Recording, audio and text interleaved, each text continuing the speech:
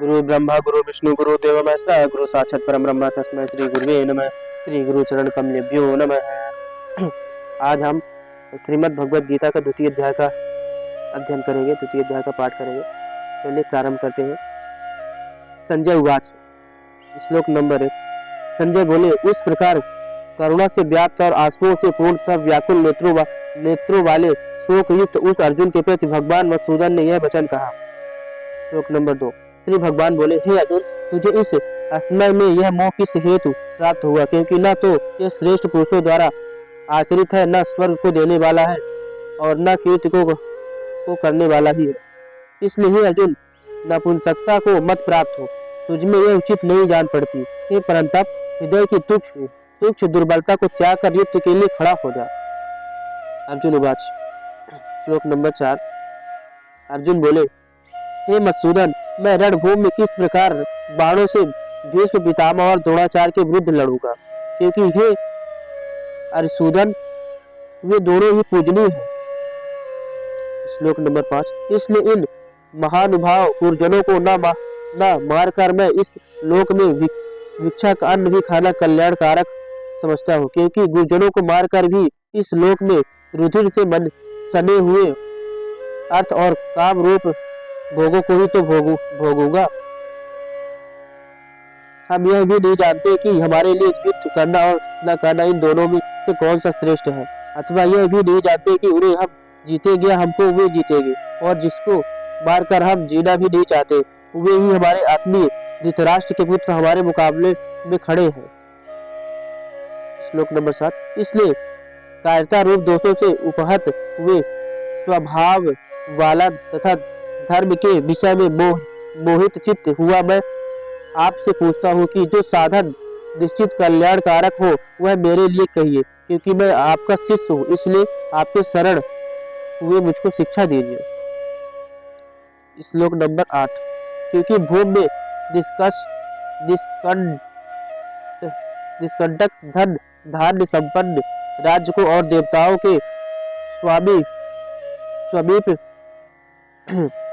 राज्यों को और देवताओं के स्वामी बनने को प्राप्त होकर भी मैं उस उपाय को नहीं देखता हूँ जो मेरी इंद्रियों के सूखने वाले शोक को दूर कर सके, मेरे इंद्रियों के सूखने वाले शोक को दूर कर सके।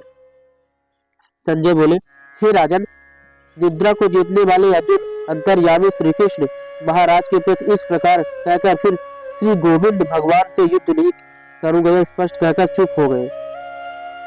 श्लोक नंबर 10।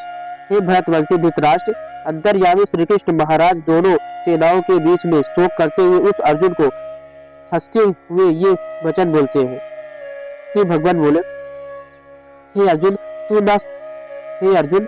तू ना शोक करने योग्य मनुष्य के लिए शोक करता है और पंडितों के से बचने को कहता है, परंतु जिनके प्राण चले गए हैं उनके लिए और जिनके प्राण नहीं गए उनके लिए भी पंडित जन शोक नहीं करते। ना तो ऐसा ही है कि मैं किसी काल में नहीं था, तू नहीं था, अथवा ये राजा लोग नहीं थे, और ना ऐसा है कि इससे आगे हम सब नहीं रहेंगे। जैसे जीवात्मा की इस देह में बालकपन, जवानी और वृद्धावस्था होती है, वैसे ही अन्य शरीर की प्राप्ति होती है, उस विषय में धीर पुरुष मोहित नहीं होता। श्लोक नंबर 14। हे कुंती पुत्र, सर्दी गर्मी सुख दुखों देने हे कुंती पुत्र, सर्दी गर्मी और सुख दुख को देने वाले इंद्रिय और विषयों के सहयोग को उत्पत्ति विनाशशील और अनित्य है। इसलिए हे भारत, उनको तू सहन कर, क्योंकि हे पुरुष श्रेष्ठ, दुख सुख को समान समझने वाले जिस धीर पुरुष को ये इंद्रिय और विषयों के सहयोग व्याकुल नहीं करते हुए मोक्ष के योग्य होते हैं। श्लोक नंबर 16। असत वस्तु की तो सत्ता नहीं है और सत्य का अभाव नहीं है, इस प्रकार इन दोनों का ही तत्व ज्ञानी पुरुषों द्वारा देखा गया है। श्लोक नंबर 17। नाश रहित तो तू उसको जान जिससे यह संपूर्ण जगत दृश्य वर्ग व्याप्त है। इस अविनाशी का विनाश करने में कोई भी सामर्थ्य नहीं है। श्लोक नंबर 18। इस दास रहित अप्रमेय नित्य स्वरूप जीवात्मा के ये सब शरीर नाशवान कहे गए। इसलिए हे भरतवंशी अर्जुन, तू युद्ध कर। जो इस आत्मा को मारने वाला समझता है तथा जो इसको मारा मानता है वे दोनों ही नहीं जानते, क्योंकि यह आत्मा वास्तव में न तो किसी को मारता है और न किसी के द्वारा मारा जाता है। श्लोक नंबर 20। यह आत्मा किसी काल में भी न तो जन्मता है और न मरता है तथा न यह उत्पन्न होकर फिर होने वाला ही है, क्योंकि यह अजन्मा, नित्य, सनातन और पुरातन है। शरीर के मारे जाने पर भी यह नहीं मारा जाता। श्लोक नंबर 21। हे पृथापुत्र अर्जुन, जो पुरुष इस आत्मा को नाश रहित, नित्य, अजन्मा और अव्यय जानता है, वह पुरुष कैसे किसी को मरवाता है और कैसे किसको मारता है। जैसे मनुष्य पुराने वस्त्र को त्याग कर दूसरे नए वस्त्र को ग्रहण करता है, वैसे ही जीवात्मा पुराने शरीर को त्याग कर दूसरे नए शरीर को प्राप्त होता है। श्लोक नंबर 23।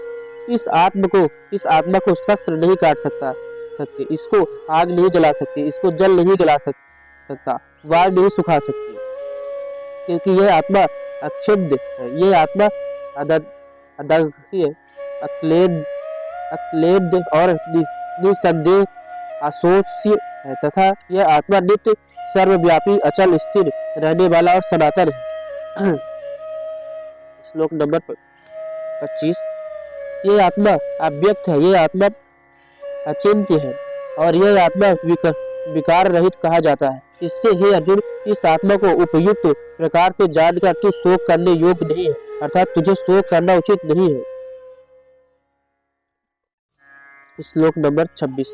किंतु यदि तू इस आत्मा को सदा जन्मने वाला तथा सदा मरने वाला मानता हो तो भी हे महाबाहो, तू इस प्रकार शोक करने को योग्य नहीं है। श्लोक नंबर 27। क्योंकि इस मान्यता के अनुसार जन्म में हुए की मृत्यु निश्चित है और मरे हुए का जन्म निश्चित है। इससे भी इस बिना उपाय वाले विषय में तू शोक करने योग्य नहीं है। श्लोक नंबर 28। हे अर्जुन, संपूर्ण प्राणी जन्म से पहले अप्रकट थे और मरने के बाद भी अप्रकट हो जाने वाले हैं, केवल बीच में ही प्रकट है। फिर ऐसी स्थिति में क्या शोक करना। श्लोक नंबर 29।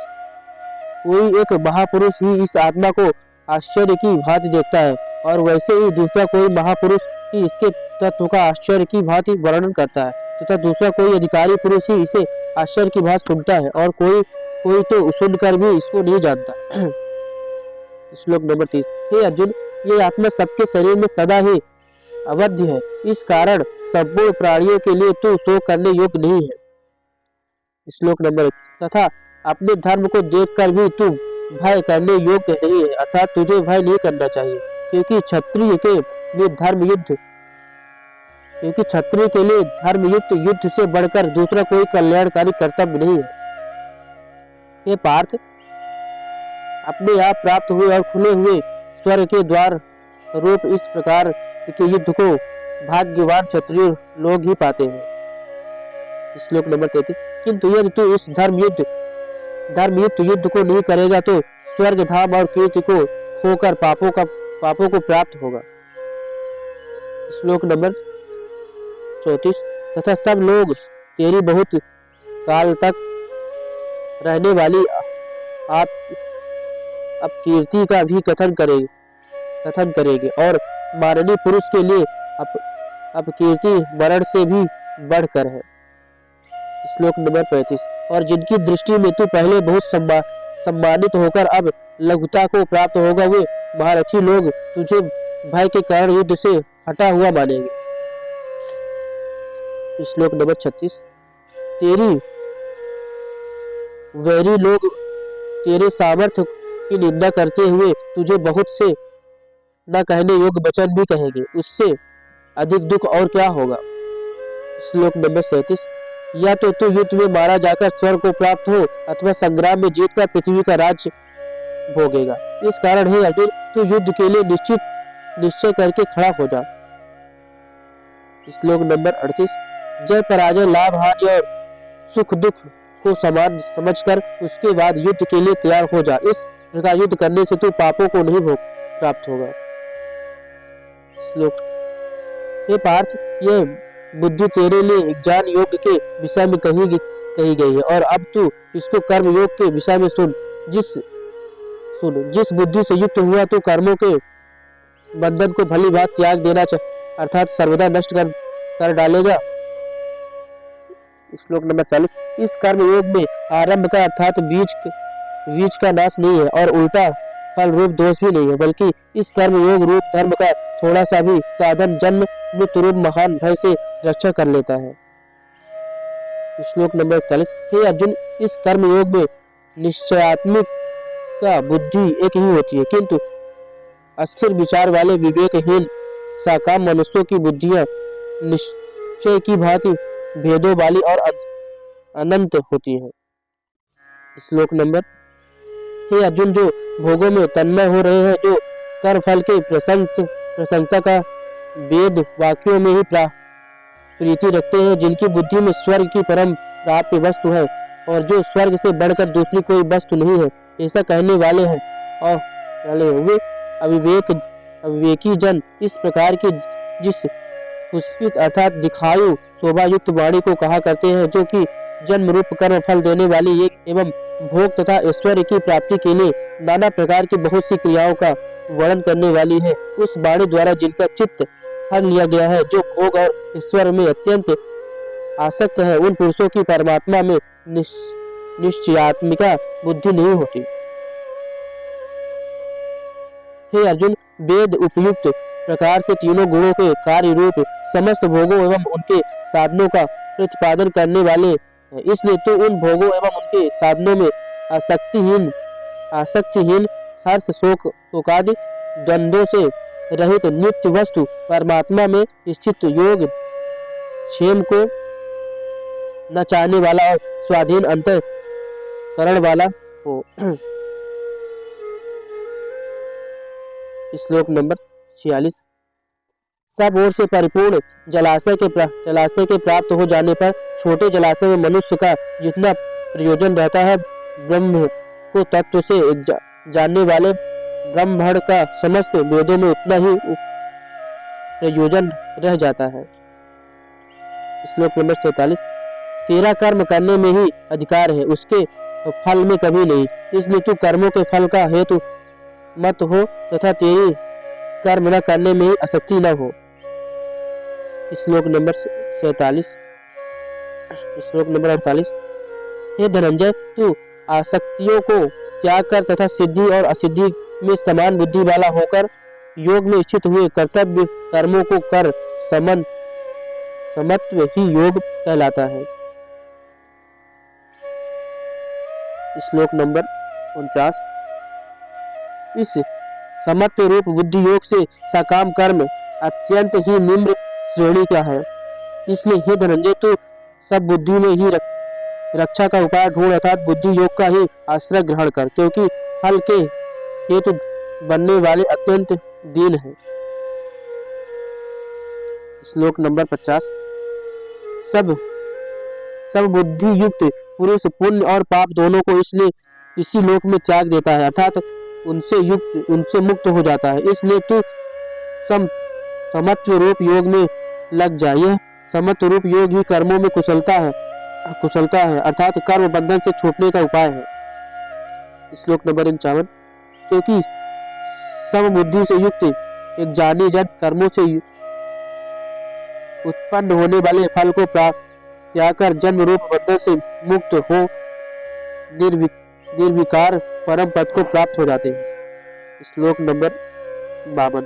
जिस काल में तेरी बुद्धि मोह रूप दलदल को बलिभात पार कर जाएगी, उस समय तू सुने हुए और सुनने में आने वाले इस लोक और परलोक संबंधी सभी भोगों से वैराग्य को प्राप्त हो जाएगा। श्लोक नंबर 53।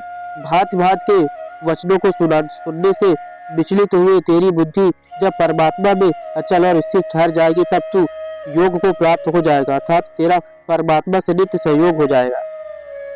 अर्जुन उवाच। श्लोक नंबर 54। अर्जुन बोले, हे केशव, समाधि में स्थित परमात्मा को प्राप्त हुए स्थिर बुद्धि पुरुष का क्या लक्षण है? वह स्थिर बुद्धि पुरुष कैसे बोलता है, कैसे बैठता है और कैसे चलता है? श्री भगवान बोले, श्लोक नंबर 55। हे अर्जुन, जिस काल में यह पुरुष मन में स्थित संपूर्ण कामनाओं को भली भांति त्याग देता है और आत्मा से आत्मा में ही संतुष्ट रहता है, उस काल में वह स्थिर प्रज्ञ का कहा जाता है। दुखों की प्राप्ति होने पर जिसके मन में उद्वेग नहीं होता, सुखों की प्राप्ति होने में जो सर्वदा निष्प्रिय है तथा जिसके राग, भय और क्रोध नष्ट हो जाते हैं, ऐसा मनुष्य स्थिर बुद्धि का कहा जाता है। श्लोक नंबर 47। जो पुरुष सर्वत्र स्नेह रहित हुआ उस शुभ एवं अशुभ वस्तु को प्राप्त होकर न प्रसन्न होता है और न द्वेष करता है, उसकी बुद्धि स्थिर रहती है। और कछुआ सब ओर से अपने अंगों को जैसे समेट लेता है, वैसे ही जब यह पुरुष इंद्रियों के विषय से इंद्रियों को सब प्रकार से हटा लेता है, तब उसकी बुद्धि स्थिर ऐसा समझना चाहिए। श्लोक नंबर 49। इंद्रियों के द्वारा विषयों को ग्रहण न करने वाले पुरुष के भी केवल विषय तो निवृत्त हो जाते हैं, परंतु उनमें रहने वाली आसक्ति निवृत्त नहीं होती। इस स्थित प्रज्ञ पुरुष की तो आसक्ति भी परमात्मा का साक्षात्कार करके निवृत्त हो जाती है। श्लोक नंबर 60। हे अर्जुन, आसक्ति का नाश न होने के कारण ये प्रमथ नस्व भाव वाली इंद्रियां यत्न करते हुए बुद्धिमान पुरुष के मन को भी बलात् हर लेती है। श्लोक नंबर 61। इसलिए साधक को चाहिए कि वह उन संपूर्ण इंद्रियों को बस में करके समाहित चित्त हुए मेरे परायण होकर ध्यान में बैठे, क्योंकि जिस पुरुष की इंद्रियां बस में होती है उसकी बुद्धि स्थिर हो जाती है। श्लोक नंबर 62। विषयों का चिंतन करने वाले पुरुष की उन विषयों में आसक्ति हो जाती है, आसक्ति से उन विषयों की कामना उत्पन्न होती है और कामनाओं में विघ्न पड़ने से क्रोध उत्पन्न होता है। श्लोक नंबर 63। क्रोध से अत्यंत मूढ़ भाव उत्पन्न हो जाता है, मूढ़ भाव से स्मृतियों में भ्रम हो जाता है, स्मृतियों में भ्रम हो जाने से बुद्धि अर्थात ज्ञान शक्ति का नाश हो जाता है और बुद्धि का नाश हो जाने से यह पुरुष अपनी स्थिति से गिर जाता है। श्लोक नंबर 64। परंतु अपने अधीन किए हुए अंतःकरण वाला साधक अपने बस में की हुई राग द्वेष से रहित इंद्रियों द्वारा विषयों में विचरण करता हुआ अंतःकरण की प्रसन्नता को प्राप्त होता है। अंतःकरण की प्रसन्नता होने पर इसके संपूर्ण दुखों का अभाव हो जाता है और उस प्रसन्न चित्त वाले कर्मयोगी की बुद्धि शीघ्र ही सब ओर से हटकर एक परमात्मा में ही भली भांति स्थिर हो जाती है। श्लोक नंबर 66।